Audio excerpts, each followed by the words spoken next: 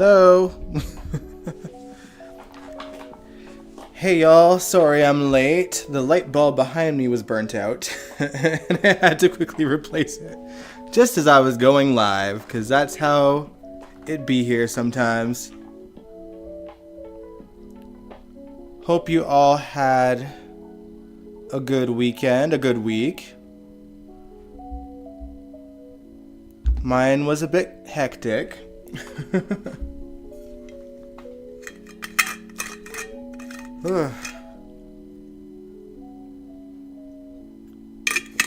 I am tired.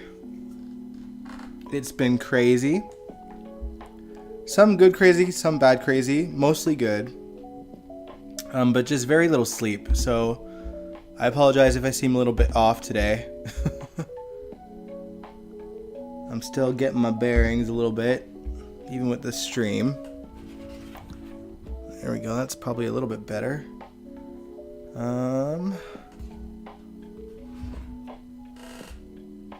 Sorry, I didn't even have the window open. And hey, Nathan. Hey, come on.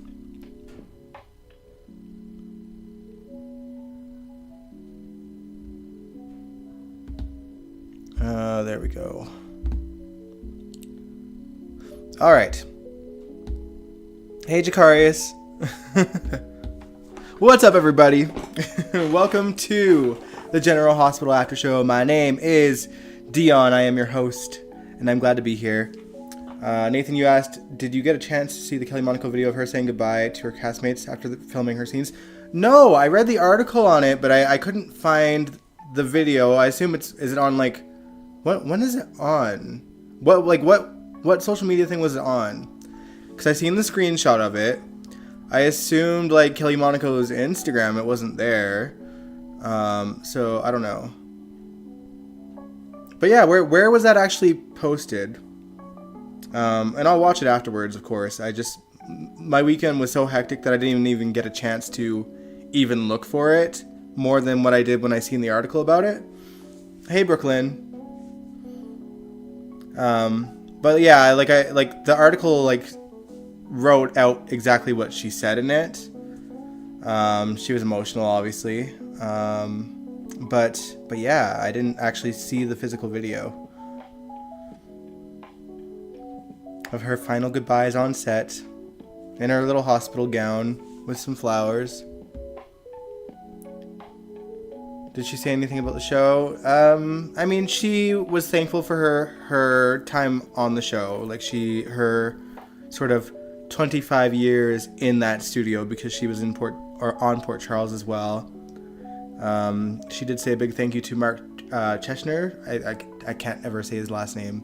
The guy who does the casting on the show was her biggest thanks, I think. And that she sees GH cast members as family, all the crew and cast. Now, she hasn't spoken out about any of the bitterness in the on the set, but that video was from her last day. And hey, Sandy. But yeah, we got a lot to talk about today. A lot of things happened on the show this week, and we're gonna try to get down into all of it. It's probably gonna be a bit of a shorter live stream just because my voice is a little bit sore. If you've seen my short that I uploaded earlier, you'll know why. And we're in kind of busy mode at the mall that I work at now, because it's getting near Christmas time, and all the chaos that comes with that happened in tenfolds over the weekend, and will probably continue to happen as the weeks go on and get closer to Christmas. So I'm just mentally preparing for that, and probably screaming as much as I did this weekend isn't gonna help for me talking. But I'm here to talk to you guys anyway. And we'll talk about everything, don't worry. First things first, we need to talk about Robert and Holly, because I have thoughts. Angel, you asked how do you pronounce Toronto? I pronounce I pronounce Toronto without the T at the end. I've never called it Toronto. Random question. But yeah, we need to talk about Robert and Holly, because I got a rant about how their scenes played out this week. Because as if making Robert and Holly Sasha's parents wasn't bad enough, the show makes a beeline to rush them off the canvas. So, like, I'm so mad. And it's not even like a compelling storyline either. Once again, Holly's in trouble because she owes a lot of money to some off-screen bad guys or something like that. And they are supposedly, quote-unquote, dangerous. So she asks Brennan from the WSB to get her a plane out of Port Charles to go into hiding somewhere in Europe. She then goes to Anna to tell her to look after Robert and explains that she's leaving town and why she's leaving town. Anna convinces her to go and say goodbye to Robert because she owes him that much for doing what she always does, dropping a bombshell on his life and leaving him in the rubble. But when she goes to his office, he's not there. Meanwhile, Robert had come to terms that he's always going to be in love with Holly and needs to go for her. So he decides he's going to go all in and prepares to break up with Diane. Diane, knowing what's coming, actually beats him to the punch and sets him free in an honestly kind of wholesome way so that he doesn't feel too bad, because I think she'll always adore him, but she knows his heart is with Holly's. But obviously she's heartbroken, and we get to see that as he leaves her office. And then Diane meets up with Anna at the bar later and vents to her about it. And it's actually a sweet conversation between the two of them about the kind of impact that Robert left on both of them. I really enjoyed the scenes. I just hate that we've never really seen Anna and Diane interact in that capacity. And it's probably because we really didn't see much of Diane and Robert's relationship either, so we didn't really see any kind of friendship between, well, Robert's loved ones and Diane at all, really. But I hope that their Diane and Anna scenes continue, because it was really sweet. Anna even called her, like, gorgeous. It was funny. Hold on, I'm missing all the comments in the chat here. What were y'all saying?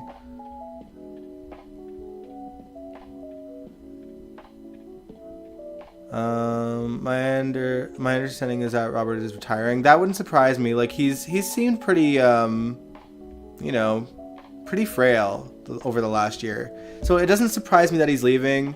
Like, the thing that I'm just kind of mad about is all this effort that they've made. Oh, sorry guys if my stream freezes at all.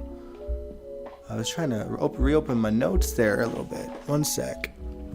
The downside to my camera being in front of, like, everything, like my laptop, is that I can't see the tab bar where my notes are.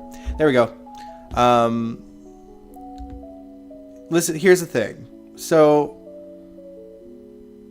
it's just what we had to endure with this last go round that made me mad about how they are ushering Robert off the canvas. And I'll get into that in a second. I still want to read your chats though. Angel said, okay, Taylor Swift pronounced it funny to me. The Canadian said she pronounced it right. How did she pronounce it? I don't pay attention to Taylor Swift that much, so I know that she's in Toronto doing a bunch of shows, but... Sandy said, I'm so glad Holly is gone. Same with you, Jacarius. I don't know what y'all see in Holly, says Angel. Nathan, you said that was nothing more but a joke when it came to Robert and Holly. It's as if Holly is the great love of Robert's life, the same woman who caused him pain and suffering. GTFOH. Angel said, Diane annoyed me crying over Robert. He ain't worth it. But they had, like, such a camaraderie of friendship beforehand, too, so I can get her, like, heartbreak on it. But I don't think she's gonna be down for too long. It's Diane, you know?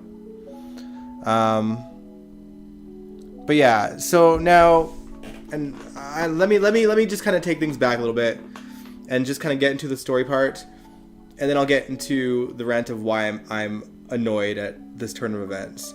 Now, Robert, he tracks Holly down at the airfield, and it was a bit of a location shoot in the sense that you could tell it was shot outside, probably by the studio still, but outside nonetheless. This show, for whatever reason, tried to give the scene a sort of Casablanca feel through the outfit that Holly was wearing with the hat and the way that it was shot, except it was on a soap budget, so there was horrible CGI fog, and then just to cheapen the scene even more, they do like a really cringe transition into black and white with like a sparkle sound effect, and then walking off, off of the or out of the frame into their so-called happily ever after, because Robert wants to leave with Holly and take a chance with her. Sasha be damned, and this is where the rant begins, because Robert didn't even say goodbye to Sasha. I think Holly left her a voicemail. Now, don't get me wrong, I know that in that scene Robert promised that this would be a round trip kind of flight, but given how little we've seen of Robert when he was in town, I think this was the show's way of establishing that Robert's home base is no longer going to be Port Charles. It's wherever Holly goes, and we'll see them check in probably once or twice a year to check in on their daughter that they've left behind. But here's what is maddening about this. Can someone explain to me why we had to blow up a decent couple on the show by making them cousins just to give two characters who will no longer really be on screen a daughter? Like, why did we have to put Sasha through all this only to have parents that won't be on the show in the first place? Why? All this did was trash Holly's character and take Robert down with her while blowing up a character's life who constantly I can't even talk today, I'm sorry y'all, who constantly always gets shit on by the writers of these shows no matter who is writing for her. Like, that is literally it makes me so mad. We put Sasha through all that for what? I thought, like, okay, we'll get some really nice Robert and Sasha scenes. We're gonna have a cool father-daughter storyline. And all we got was Robert hugging her after a 2-hour hostage crisis with her. And a cringy CGI blow-up shot from 2008. It just makes me mad. Angel, you said she pronounced it like Toronto. Yeah, that's how we all say it. Toronto is wrong. It's weird when people say Toronto. I know the T is there at the end, but it is silent. It is Toronto. We all call it Toronto. And I lived there for a year before I moved here. Or like Brampton, but that's like, it's the same. It's all within like a 30-minute drive.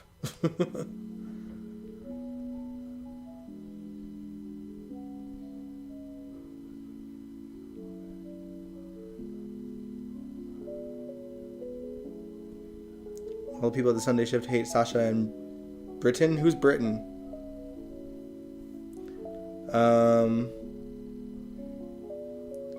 What was I gonna say though? But yeah, like I don't get it. Why? Like, what was the point of all that?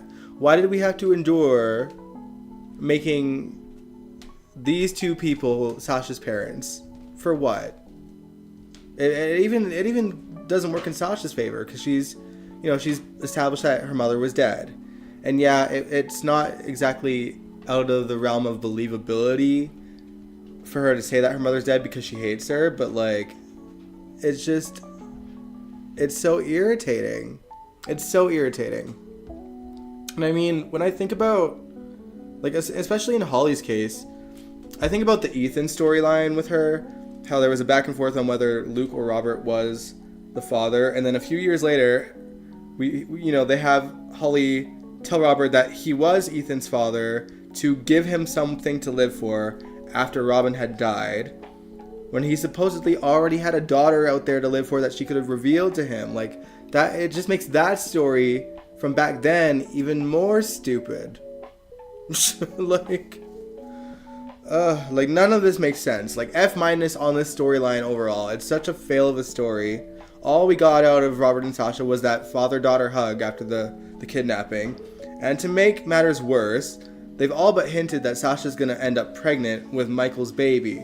So they're leaving her in her time of need. And we're probably not even gonna see Robert and Holly again until she's about to give birth. I'm sure. I'm sure of it. I'm over it. Like, I don't know what the hell these writers were thinking when they promised this awful storyline, but it just makes me so mad. What a damn waste. We finally got Sasha to be happy with someone, and they're like, nah, let's make them cousins and like blow up her life again for the 18th time. Like, it's just annoying. But yeah, like if my saving grace within the story originally was like, well, it's gonna put her in scenes with Tristan Rogers and give them really nice scenes to get to know each other and all this stuff, and then it's not even gonna happen anymore. This was the story they decided to give them as an exit story for Robert. Like, I just, like, I should have seen it coming that he's probably in retirement, because he, like I said, he does seem a bit more frail. His scenes have been significantly less. You know, he's not aging as well as some of his co-stars, and that's just life. But like, to give him a daughter and then just not have them share scenes, and he's just gone now. He's just out of Port Charles now. They want Sasha back with Michael. They weren't even a good couple to begin with, Sasha and Michael. She was basically his arm candy with no personality. And she didn't start flourishing as a character until after she broke up with him. I feel like anytime anyone ends up with Michael, their character just ends up trash. Look at Willow now. We're going to talk about Willow later, because I'm saving that shit for last. But like, you know, we're just gonna end that rant and move on, because what a mess. But yeah, we need to talk about Lucky Spencer now. I love having Jonathan Jackson back, but did they have to make Lucky such an, I don't know, just an unapologetic deadbeat dad? Like, I'm just so mad at this storyline too, because Jonathan Jackson's great, but like, what are they doing with his character? So now that Lulu's life is essentially out of crisis, at least in terms of her failing liver, Lucky's ready to run back to Africa. Since he was no help to Lulu, and Aiden's used to living without him anyway, which was his excuse, he feels like he has no purpose in Port Chuck. I guess fatherhood isn't enough for Lucky, which is wild. Elizabeth did get to put him in his place, which I loved. But what I hate, though, is that they are writing Lucky to be this guy that always leaves, as per what Elizabeth was telling Terry this week. Like, it's a pattern for him. But I'm racking my brain here, because, like, he really only left Port Charles once. Just once. And it was because Elizabeth was toxically trying to exaggerate her lack of mental faculties to manipulate Lucky back into a relationship with her. And that relationship at that point was just a toxic waste. You know, both of them became horrible people when they were around each other.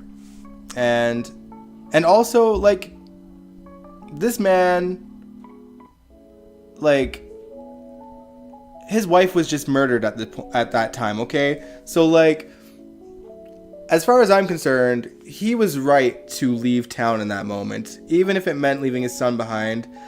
I do think that he should have come back sooner than he did, obviously, but it was still just one time. They're trying to make him like Luke in the sense that he always leaves. He left once. He moved away. You might be able to argue that he left a second time when he brought Jake back from the dead and left Port Charles again, but like, it was established he wasn't living in town. He was just grabbed from his home in Africa and, you know, taken hostage, and then found out that Jake was alive and just brought him back home to Elizabeth where he belonged, because that's her son. And you know, but on top of that as well, Elizabeth was still in her toxic era at this point, right? Because that point, and this is like what, 2014 or 2015, I think, he you know, this was when what was I gonna say? This is when he found out that she was hiding Jason's identity, back when she thought Drew was Jason. So yeah, she was still in her toxic era. And I wouldn't want to stay in that mess either. I'd be like, girl, bye. You made it valid for why I left town.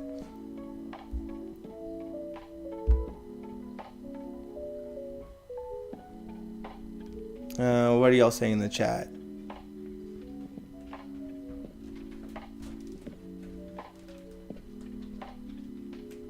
Yeah, Kaiwan, you said when Lucky left because he was unhealthy, he found the relationship with him and Liz unhealthy. Exactly.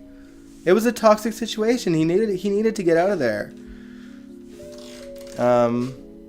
Nathan, you said this is all part of JJ's return of Lucky is to redeem him. Well, they're doing a lousy job so far.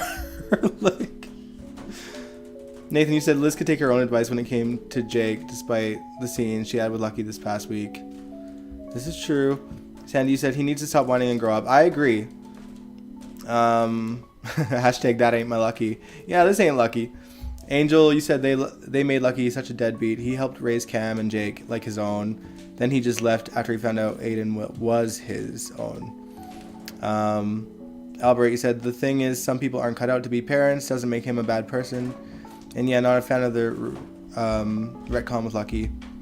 Yeah, I mean, it's fair enough. Like, it's true that some people aren't cut out to be parents, but we saw Lucky be a good one for years, you know? So it's not that. Like, he could easily be. It's just that he went through some heavy stuff due to Elizabeth.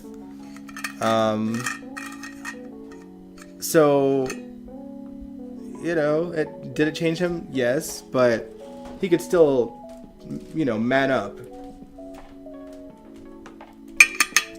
But yeah, this guy needs to put his big boy pants on and step up to be a father, in my opinion, or at least try for a while. He's out there asking Dad of the Year Sonny Corinthos for advice, and his friend Isaiah. Like, dude, just go to Aiden, ask him if he wants you to stay. If the answer is yes, then you try to stay. Or hell, maybe if Aiden is not a factor, maybe just stay for your mom, who is clearly on edge right now because her daughter is in a coma and her other son is in jail. Maybe just be there for her for a while, you know? Like, yeah, she has a husband and she's raising, you know, Nick's son, Ace. But, like, come on, there's other reasons to stick around town right now. But yeah. I do think that Sonny's got something up his sleeve, though, for Lucky. Like, they were at Volanino's and when they were talking about advice and stuff, and Sonny offered him a job. Lucky was like, no offense, but like, if I'm gonna have a job, it needs to be legit, which, you know, valid. Although you were literally going undercover as like a killer in Africa and killing people and you know, this Doctors Without Borders thing in like shady situations. So I don't know, but Sonny's got something up his sleeve and I'm curious what that will be. I want to go back to Laura for a second though, because for me she was the highlight of the show this week, because Jeannie Francis is just a masterclass on how to take a script and say what's on the page in like an impactful way.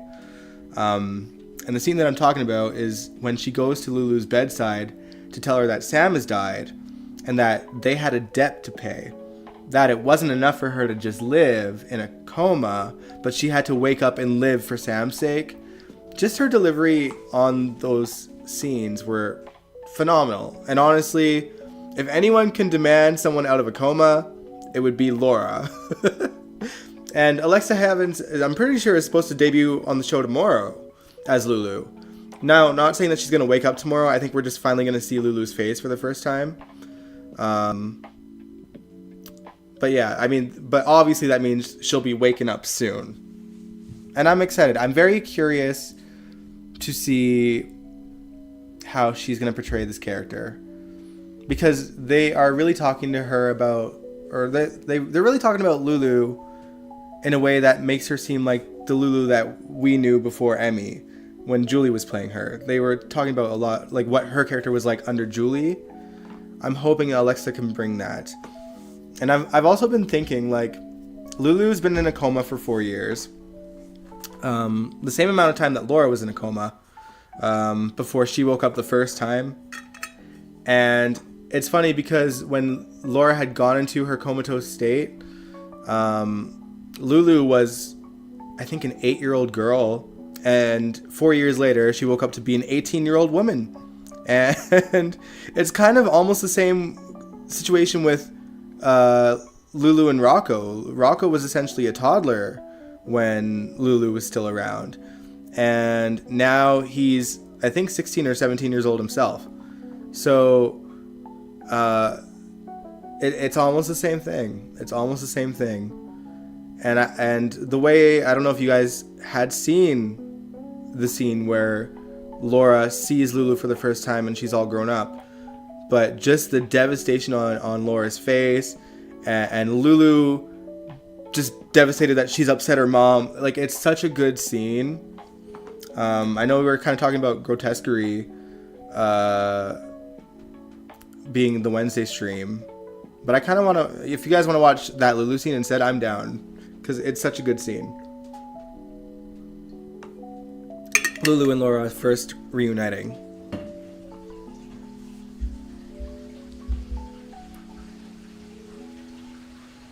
Lucky's on contract, so he's staying for sure. I know he's staying. I just hate that they're doing this story where, like, he wants to leave.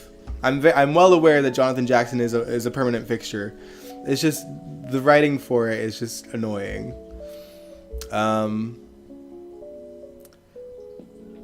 Kaiwan, you love Rocco. I love him too. The actor is actually really impressing me.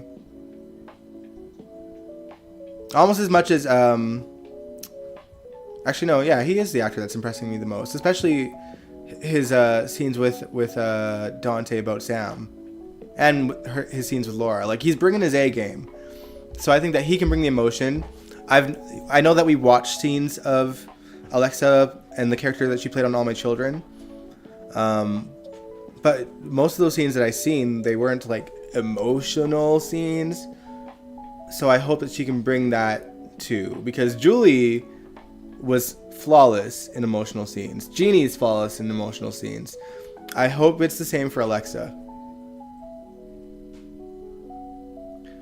Lulu's supposed to be on Tuesday when she comes back. I heard it was the 18th, but maybe you could be right. Either way, she's coming back early this week. We're going to see Lulu's face this week. Can we talk about grotesquerie and watch that scene? We could. Yeah, I'm down. Because it's just, I mean, it would just be that one scene anyway. So it wouldn't take much up. It wouldn't take up much of the stream. So we'll call it a hangout stream. But we'll watch that scene and then we'll chit chat about grotesquerie. Because again, y'all, I have questions. It's just that this weekend was so chaotic that I just needed to rest. And I needed that. I still need rest today, but I'm just going to go to bed early this time. I don't need to be up late anymore. I'll tell you guys what I've been up to after we're kind of done talking about GH. Now, in terms of Sam's death, as tragic as it was, it has been giving us some golden nuggets in terms of performances from the actors, and even in just nice scenes in general that are coming from it. Like I said, Laura making a plea for Lulu to live because Sam died was one golden nugget.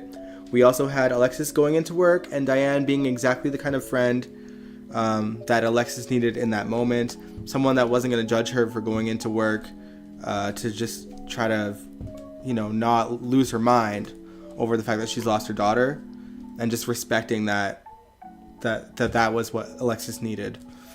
Very on brand for that friendship too. and who those characters are. We had a great scene with Molly as well, who was off on her own, seemingly forgotten by her family, but she had a run-in with Isaiah, Dr. Gannon, at Bobby's, neither of them knowing who each other were at the beginning, until Molly mentioned that her sister died, and then, during a routine procedure, and that's when Dr. Gannon was like, oh, is your sister Sam? And so that's how that kind of got established. But Molly was explaining that she doesn't blame her family for forgetting because of what they're going through right now.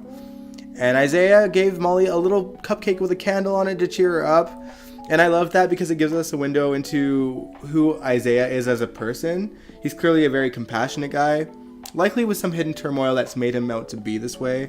I think he's got compassion because he's gone through some sadness in his life that we're not privy to yet, but I'm intrigued. I like that we have that in a character that's a doctor, being played by a man who seems to be a great actor. He's definitely leading man material, and we really haven't had that in a doctor character in a long time. Like, we've not had a doctor this compelling probably since Dr. Patrick. Griffin had potential until they kind of just threw him off to the side and had him date Ava and Kiki, because like I felt like Griffin had what it takes to be like the next sort of Patrick Drake role, but Dr. Gannon really does seem like that, so I hope they don't mess it up. But yeah, GH offered him a job, which is another good thing stemming from the Sam story. I hope that he takes the job. Secretly, I hope Portia loses hers and that he gets to be the chief of staff or the co-chief of staff with Terry. But ultimately, the goal is to have more doctors on the show. The show is called General Hospital. If she stays, maybe she can just be a doctor and not be chief of staff, so that we keep doctors in the hospital and on the canvas. I just really want the hospital to be the heart of the show again, because the last decade, it's felt like it's just another set, because barely people on the canvas work there. And the ones that are doctors and nurses on the show, we barely see them in there. So I don't know, it's just frustrating that we see so little of the hospital on General Hospital. Another scene that happened that I wouldn't call a golden nugget necessarily, but that happened as a result of Sam's death story, is that Christina got into a little bit of a fender bender, just getting emotional. And she got in a bender with Blaze's mom, Natalia, no less. But they had a civil conversation, and it led to some decent scenes with Christina and Sonny as well. One where he convinces her to just be honest with Alexis, because Christina was going to hide the fact that she got into an accident because she didn't want to upset her mom more than she already is. And I get Christina's reasoning for that. Like, I probably would have done the same. Like, I don't want to upset my mom more now if she's dealing with the loss of my sister. Like, that's where my head would be at there too. But I am glad that Sonny convinced her to go and tell her the truth the next day. After, it's established she's okay. She's like, I'm fine. Look at me. I'm here. I'm good. Emotions got the best of me, and I shouldn't have been driving. But everyone's fine. No one's hurt. And that they had this kind of open and honest relationship. It was kind of tainted by them, sort of strategizing the upcoming court case between her and Ava. Rick was practicing with Ava as well, and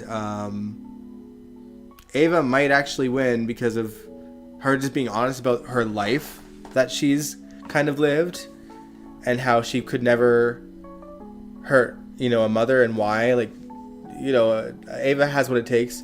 Christina's so cocky that she feels like she's gonna win, and I feel like that's why she's gonna lose ultimately. But we'll see. But after Alexis and Christina's scenes were done, Christina goes to Bobby's and gives Molly a gift for her birthday. So Christina actually remembered, and it was a nice scene. After seeing Molly and Christina fight so much, it's nice for them to have like a bit of a moment. They probably have a long way to go, and at this point, I think for now they should just table the baby stuff and let them just get through this situation with losing Sam and be there for each other in that way. And then when everything blows over, buckle down and get clear heads and just get, what happened over with and either get past it or don't and move on, you know?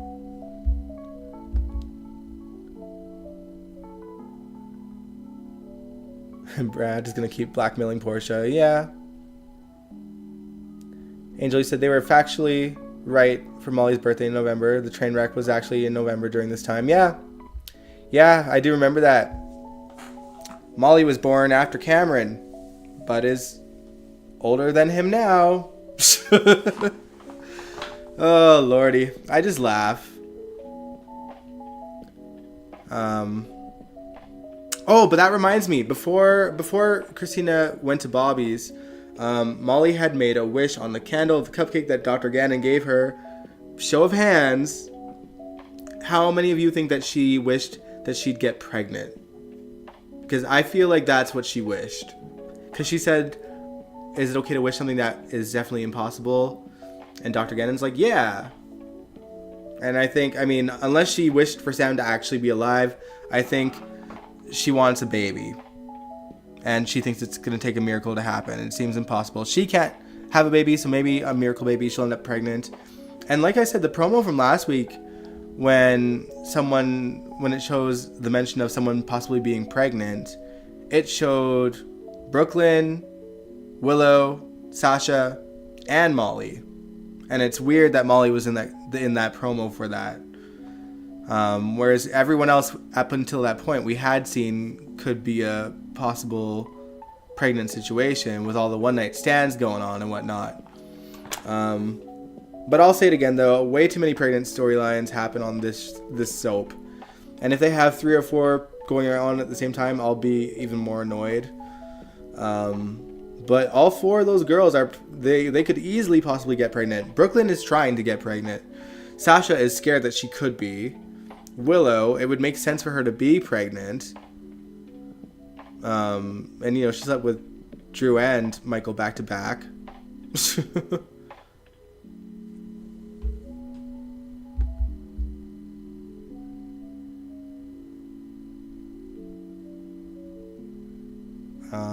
Brooklyn, you said lately the show's the Quartermains has been a daycare hotel. It's true. It's the place where all the kids go. Think Molly's gonna be pregnant by Dr. Gannon? I hope not. Like, I hope that TJ and Molly can find their way back to each other and then they have a baby like that. But I think that Dex is a possibility too, because you know they're putting them in scenes, but like something would have to happen between him and Joss for him to cheat, I feel, and nothing's happened yet.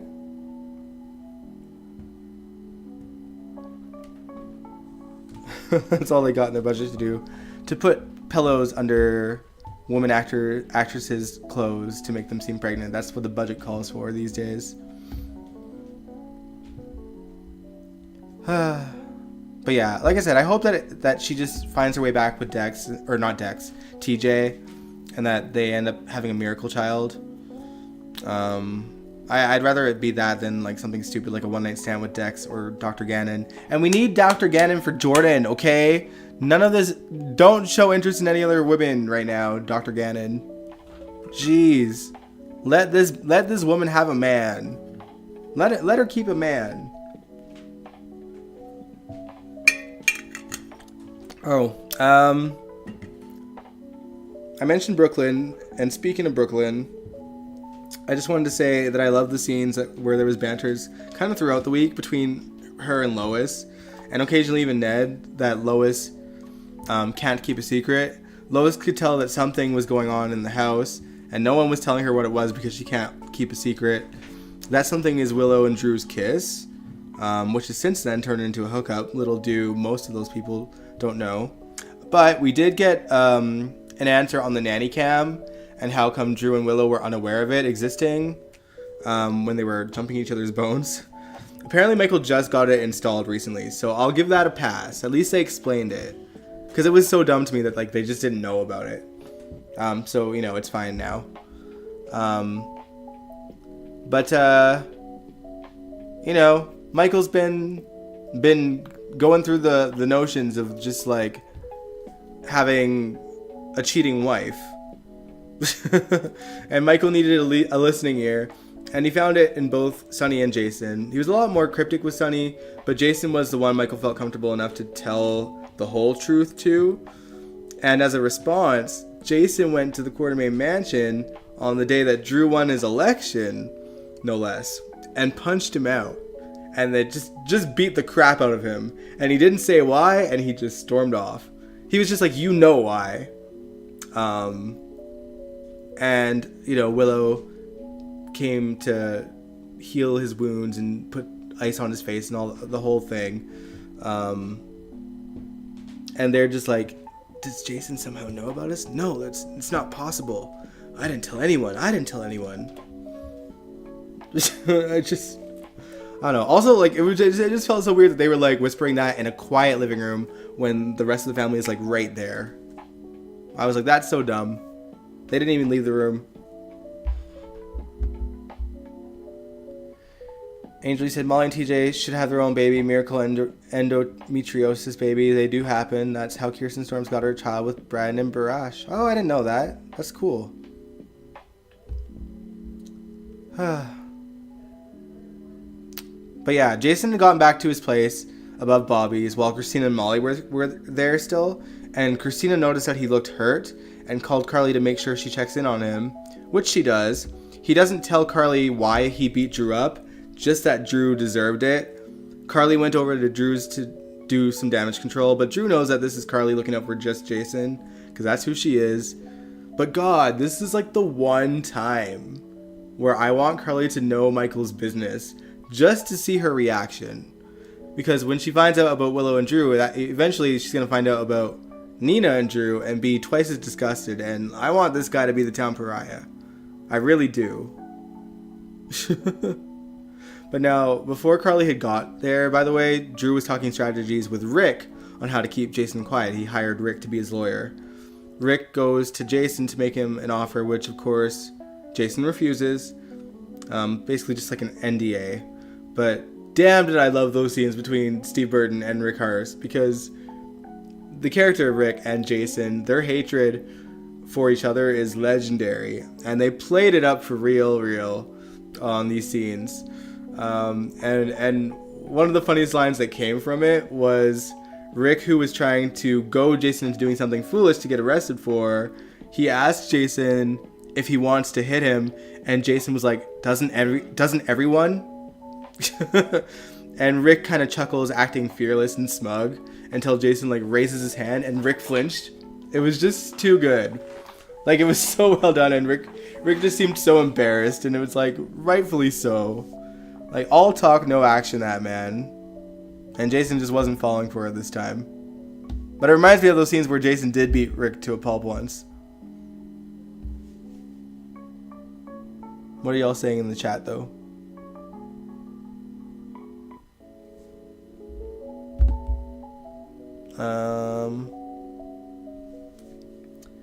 Brooklyn, you said it should be Sasha to be pregnant because we don't need any more miscarriages. Well, I mean, it's not to say that any of them are going to have a miscarriage. I think, you know, God willing, if Molly does get pregnant, the third time should be the charm, because we've already, you know, she's already lost 2. Let this be the miracle baby that she actually carries to term if she ends up pregnant.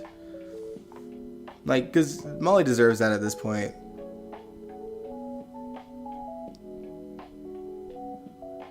Kaiwani said, I can't wait till Carly finds out about Drew and Willow. Sandy said, Michael needs to finish what Jason started. Why is Michael so calm? I think Michael's plotting something in his head. He's thinking of something. I don't know what, though.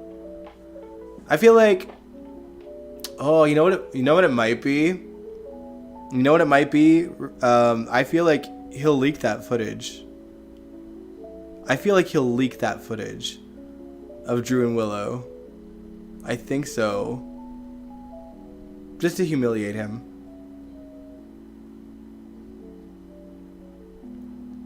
Kaiwani said, why doesn't Drew remember Rick if he's got Jason's memories? Like, that's what I'm saying. There is no coherent sort of, I don't even know. There's no coherent sort of way to have Drew remember Rick. But at the same time, Drew and Rick were on screen at the same time too. Because Rick was still here when we had Billy Miller's Jason. So, I don't know. Sandy said Rick wet his pants, so Rick's a wussy. I think Michael is like AJ. If AJ didn't drink.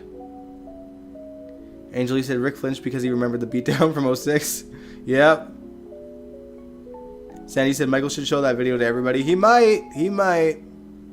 Nathan, you said if not Michael, either Drew or Tracy need to leak the video. Well, they don't know about the video yet, so we'll see.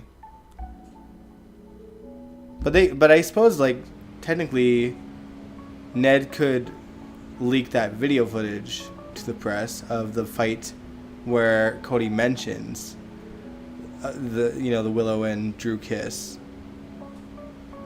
But yeah. Now, last but not least, let's talk about Trina. We finally got to see Kai, Port Charles University football team legend, apparently, who is also Trina's MIA school project partner. They had a run-in at the cool little coffee shop that all the college students hang out in, and she accidentally spills a drink on him and is flustered, but she didn't know who he was at that point. And when Jocelyn filled her in and she realizes that that's her project partner, she stormed up to him and gave him a piece of her mind. She's already getting under his skin a little bit, and honestly, I'm here for this sort of what is typically clearly going to be like a soap romance story in the form of two characters who couldn't stand each other eventually falling in love. But I'm cool with like it being that kind of predictable story because the guy is cute, Trina's gorgeous. From what we've seen of Kai so far, he seems to be a good actor. They could make this story work. I want to see more. They did have these characters run into each other at the boxing gym as well. She was there talking to TJ when he arrived, and even TJ knew who he was. But she just didn't want to be around him, so she gave him another piece of her mind and stormed off again. As much as I love Spencer and Trina, I'm totally okay with her moving on. I'm just glad that it isn't with Gio, because to me, Gio was like a big nothing burger of a character whose only purpose so far is to be good at the violin and chime in unnecessarily in other people's scenes. Though I think he's going to end up being Brooklyn some with Dante or some dumb shit. Because that seems to be the trend that the writers are on. Just making dumb stories that no one wants to see. But yeah, I'm here for Trina and Kai. I think some people also liked her with his friend, which I'm like, they barely interacted to me, so that's weird, but whatever. But what do you guys think of the potential of Trina and Kai? Do you guys want to see it? Those that were Sprina fans in the chat, are you okay with her moving on? Because like I'm down with Trina and Kai being a thing. And truthfully, Nicholas Chavez, with all the success that he's getting, he ain't coming back to the show anytime soon. And I don't think there's a need for a recast of Spencer, at least at this point. And it's gonna be hard to replace an actor as good as Nicholas to play Spencer. Sandy said, I hope Trina and Kai get a good story. I hope so too. Angela said, I think Michael is trying to see if Willow is in love with Drew. He keeps giving her options to tell the truth and she won't confess. Well, they keep getting interrupted too, to be fair. Because he was about to ask her when Nina showed up and said that someone needed a doctor.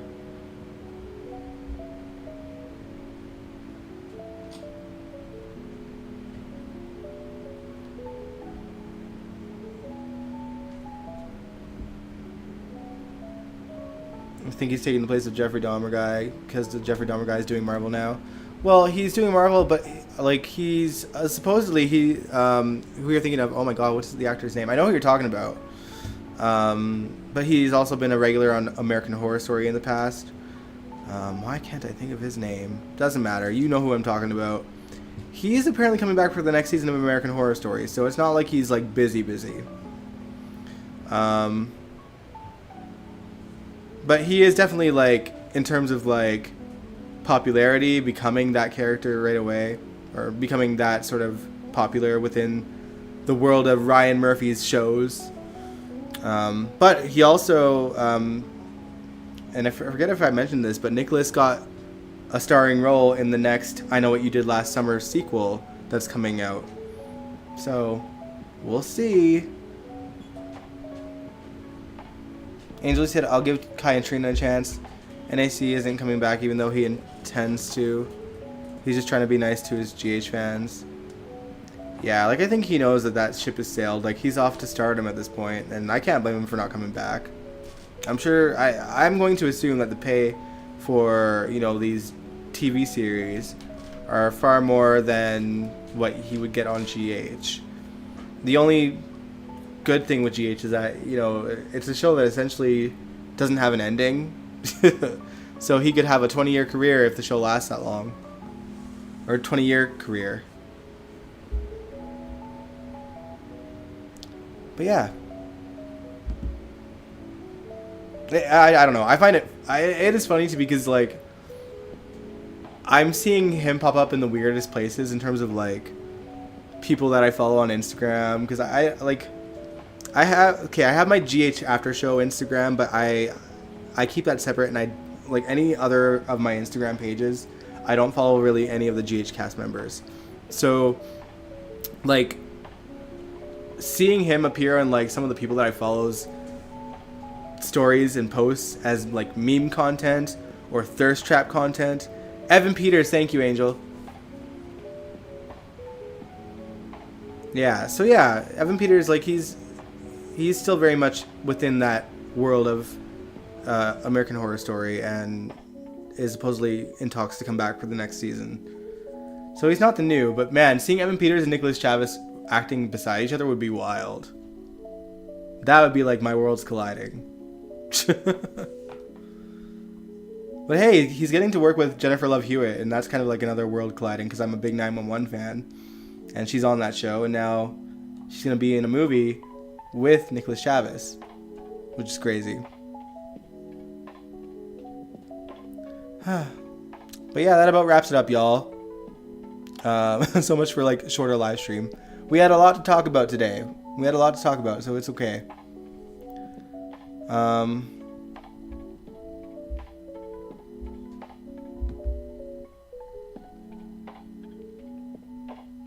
Oh, you watched a review show on Monsters and mentioned GH all the time? Well, it's good. People should be like aware of where he got his start from. Because everyone's going to be like, oh my god, he came on the scene as the guy in Monster and now, and then it's like, no. He started acting on GH for years. We saw him first. We knew him first. Exactly, Angel. I knew him first. Oh yeah. It's like bragging rights, We're like, look at our boy growing up and getting all famous and stuff. It's kind of nice to see. It's cool when someone from GH makes it. It's like a proud moment. It really is, truly. And it doesn't happen often anymore. But yeah, like I can't even remember the last time someone blew up this big from like the GH cast.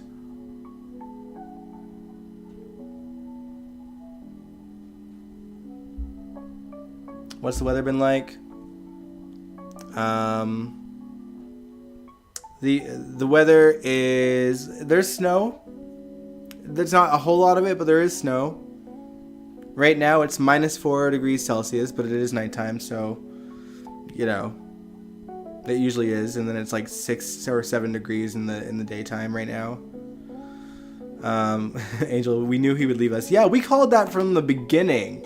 We're like, no, this guy is like acting circles around everyone on set.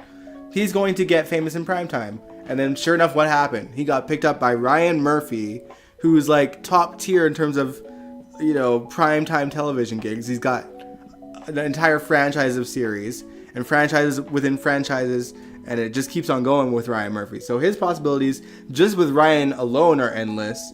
And now he's also getting movie roles that have nothing to do with Ryan Murphy. Although you could argue Jennifer Love Hewitt works with Ryan. Maybe there was like a bit of a, conversation there. But either way. Last one was probably Ricky Martin. Yeah, you're probably right.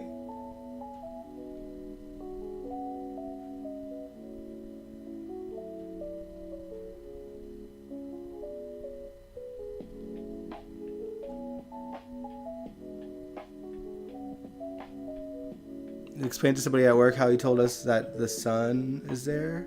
Wait, what?